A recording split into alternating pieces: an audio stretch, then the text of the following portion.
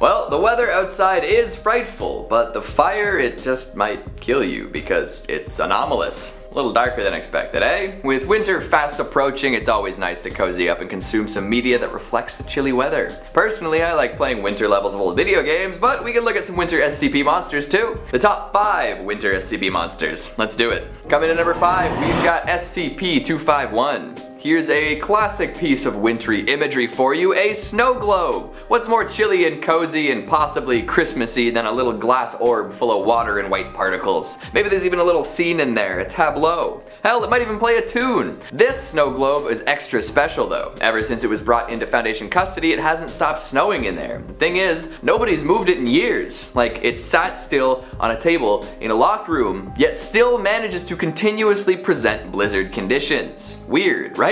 Well, that's not even the half of it. See, no one's allowed to be near this thing for too long. If you're in close proximity to 251 for an extended period of time, you'll start getting weirdly violent and emotional, sometimes even xenophobic. Nobody needs their mental state lowered any more than it already is lately, so it's for the best that we all avoid it at all costs. However, those with especially morbid curiosities might still feel an urge to go check it out. The snow globe is partially animate, and what I mean by that is that it changes over time. Photos taken over the years prove it. All the little dioramas inside shift and move and become new scenes if it's left alone long enough. They're all wintry and chilly looking, but none of them are full of festive cheer or warm nostalgia. Nope. Every scene 251 has exhibited is violent and morbid. These scenes range from the fantastical, like a man running from a giant spider, to realistic brutality, like police officers forcing a man to his knees at gunpoint or children being dangled over a well by their ankles. A fun little oddity for sure, but the fact that it displays disturbing imagery and causes folks to lose it is cause for concern. Maybe stick to the goofy Disney one that plays It's a Small World. Coming in number 4, we've got SCP-924. These things are downright terrifying. Known as ice water men, that's just what they are. Pale, humanoid, antler-adorned creatures that thrive in freezing cold aquatic environments. They love to ambush their prey by popping up out of holes in the ice and dragging them down to their frigid doom. Absolutely horrifying. Don't think you can outrun one either. Even if you're above water and they're below, ice water men can swim up to 30 kilometers per hour and can go for a very long time. They've got specialized gills that make it easy for them to survive even a kilometer below the surface. After they snag their prey, their victims will remain submerged for up to 6 hours. After that, their bodies show up somewhere in the area with all of their internal organs liquefied and removed. Corpses also tend to show signs of high pressure stress and are filled to the brim with bacteria that are very proficient at breaking down muscle tissue. They tend to do most of their hunting around popular ice fishing lakes. Most reported victims have been ice fishermen, which sort of explains why this isn't a wider spread story. Ice fishing comes with plenty of its own inherent danger, and folks disappearing tends to get chalked up to accident and misfortune instead of supernatural creatures. If only folks knew the real cause. Scarier still, after the Foundation caught wind of these creatures, they discovered something new. One might think that these horrid beasts would stick to the water, but no. A mobile task force assigned to a lake where they had been reported found that they're actually able to support themselves above water. So this seems to imply that even if you're not specifically ice fishing and are on a vessel of some sort, you could be in big trouble. Terrifying. Coming in at number 3, we've got SCP-5140. When first reading about this snowy mountainous SCP, it appears to be a big pile of dangerous corpses. Estimated at around 100 bodies, this is a mass burial ground full of hikers who couldn't conquer Mount Everest. These cadavers are cold, like really cold, like they'll sap the warmth entirely out of your body cold. They're ectoentropic, meaning that if they contact anything emitting warmth, they will absorb that heat without getting any warmer themselves. So any human that comes into contact with one of these will likely end up as cold and dead as the bodies. Yikes. But that's just the beginning. The rest of the article comes in the form of correspondence between Base Camp and a team of Mountain Climbing Foundation agents. Their mission was to discover and bury as many of the instances as possible in order to prevent further casualties. But as they made their way along, previously buried bodies became unburied. And then they started moving, disappearing from under people's noses, even tearing up tents at their camp. Things got more and more dire, and eventually the person communicating with Base Camp found themselves in an inescapable position. The corpses seemed to be everywhere, outnumbering even the highest estimates of what was possible. One by one, team members were assimilated into the frozen mass of bodies. Communication was soon after cut off. But there's even more, if you're willing to hear it. After this incident, a more in-depth analysis of the mountain was performed, and the results were terrifying. See, folks had assumed that Everest was covered in bodies, right? You know, just the adventurers who tried to scale it and didn't make it. But there aren't just bodies on the surface. There are bodies inside the mountain. In fact, 45% of the mountain is estimated to be bodies, and that number is rising faster than it should be. Coming in at number 2, we've got SCP-3799. Watching the snowfall can be mesmerizing, right? But be careful. That magical crystalline powder can be deadly. It's cold, it's slippery, and it doesn't give a good goddamn about you.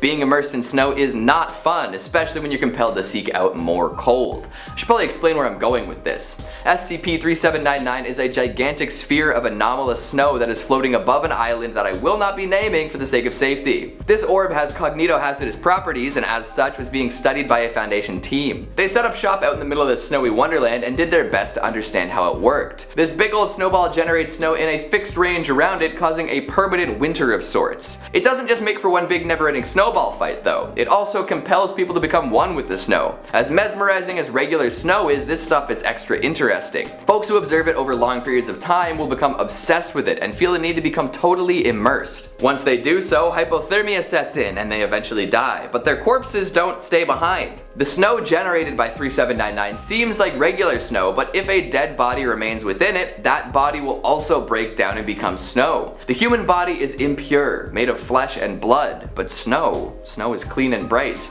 Join us in the cold, brothers and sisters. Coming in at number 1, we've got SCP-4666. You've heard of Krampus, you've heard of Bad Santa. This holiday season, get ready for SCP-4666. To be honest though, you probably don't want to encounter this thing during your holiday festivities. For most of the year, it lies dormant. Nobody will see or hear from it during spring, summer, or fall, but the winter, that's when it shines. The tall humanoid figure will appear at someone's house for 12 days every December, usually corresponding with the final days of the year and going into the first 2 days of January. The time that 4666 is active is known as a Weissnacht event. To be targeted during this time, your home has to be relatively rural, must contain a child under 8, and should be surrounded by snow for the entirety of the period. If these conditions are met, you could be visited by this horrid thing. For the first 7 days of a Weissnacht event, only the children in the house will notice its presence. They'll claim to see it around the property and will wake up in the middle of the night to watch it looking at them through the window. On the 8th day of Weissnacht, the parents will start to believe the kids. Footsteps will be heard on the rooftop and bad odors will permeate throughout the house with no apparent source. They don't think it's 4666 though, they think it's a haunting or a stalker. On the 12th day it gets really scary though. There are 2 possibilities here. One is that nothing will happen. The weird happenings will stop and everyone will wake up safe. Except the kids will find presents waiting for them, usually crafted from the remains of other dead children.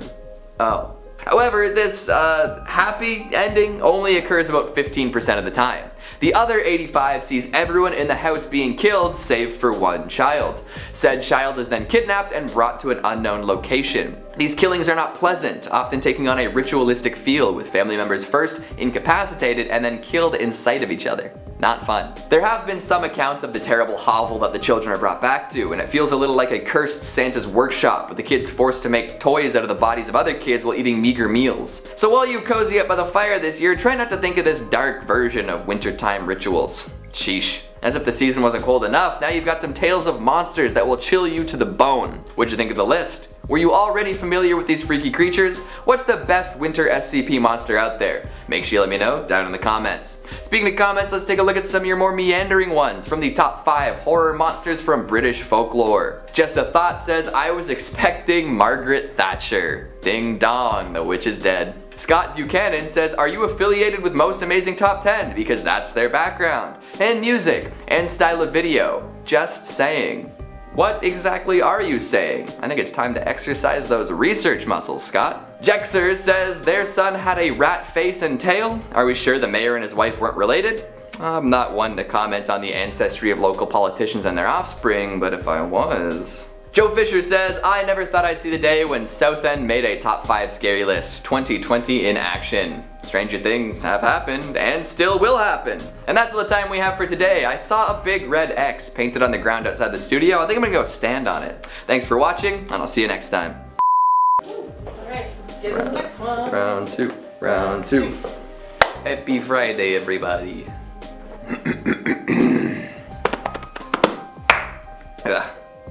Oh, no. Scene, running from a giant spider to, I just got a weird thing.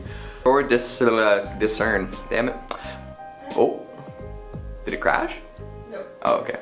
This orb has cognito. The tall humanoid figure. Nope, I said that already. Actually, no, that's not true. Let's say Scott Buchanan. Buchanan? How do you say that last name? Buchanan. Buchanan? Wow. Yeah, Buchanan. Buchanan? Yeah, I have a friend with the last name. Perfect, thank you. Joe Fisher says, that's what he says,